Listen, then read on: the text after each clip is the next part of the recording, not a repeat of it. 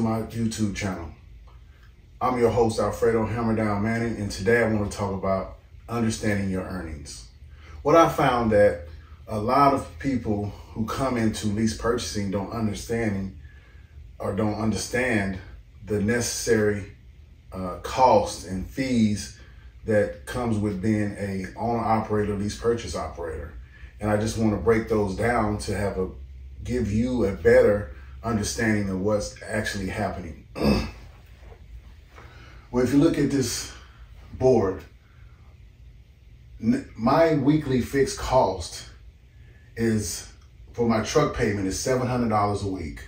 My cargo insurance is $250 a week, and my trailer payment is $180 a week. The reason why my trailer payment is so low because my contract was done about 2 years ago, before the inflation and the rise of costs of trailers now. So, and I actually rent my trailer. If you was to lease to buy at this point in time, that number would have been higher. With that being said, these three payments come out of my settlement the second, third, and fourth week of every month. Now, on the first week of every month, there's initial fees. Your bobtail insurance, which is $500, your EOD, which is $150, which for me is worth it because they work with you. Your trip pack, which is $40. And so with that being said, a lot of people say that our insurance is high, and I did the calculations.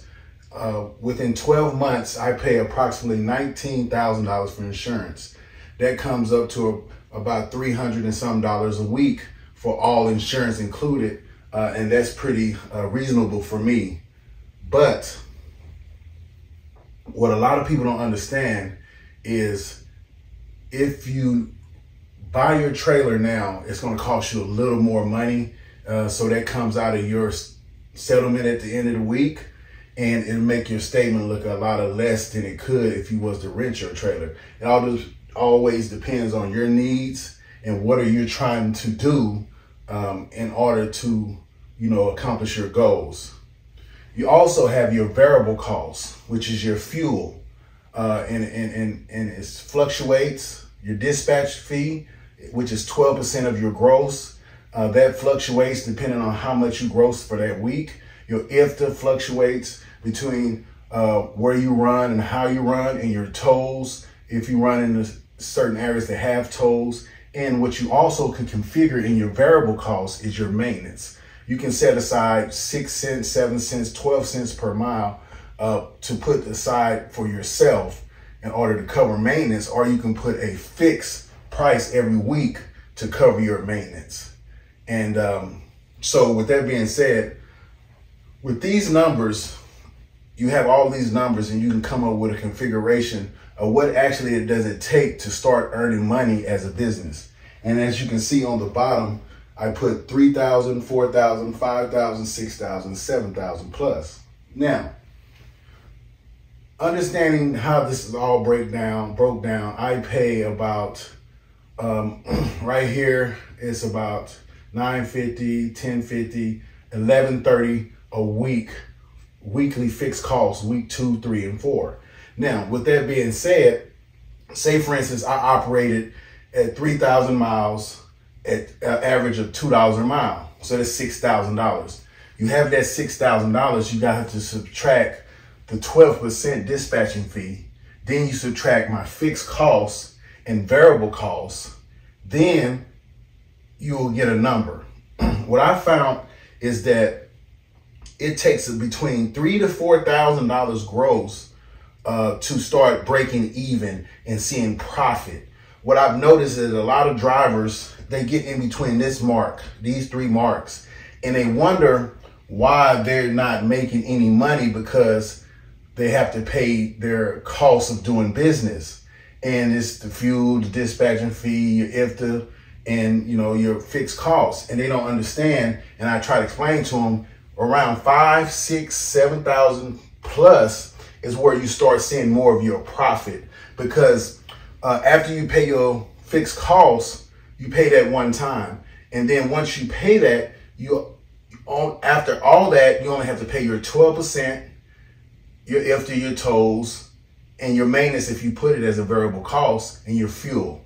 So once you pay your initial fixed costs with your variable cost, which is going to cost you at $6,000 gross, it's going to be around $3,000-$4,000 because you got to look at it. So if you pay 75 cents a mile for fuel, 3,000 miles going to cost you $22.50 or something like that. You subtract that from your fixed costs and your variable costs, it's going to be around $3,000 or $4,000, maybe $4,500 at 6,000 gross. So you can come up with about, I tell people try to aim around 6 to 7 plus, because this is where you start seeing, and it can be right here, because it depends on how much you spend on fuel. If you save on fuel, you have more money on your bottom line of what you take home in your settlement. So around 5,000, you start seeing your money's take home or your settlement amount get significantly higher. So most people, when they have a bad week, which I call between 3,000 to 5,500 is pretty much a bad week, your statement amount would not be as significant as it would be if you made 7,000 with the fuel inflation and the rate drop is right now.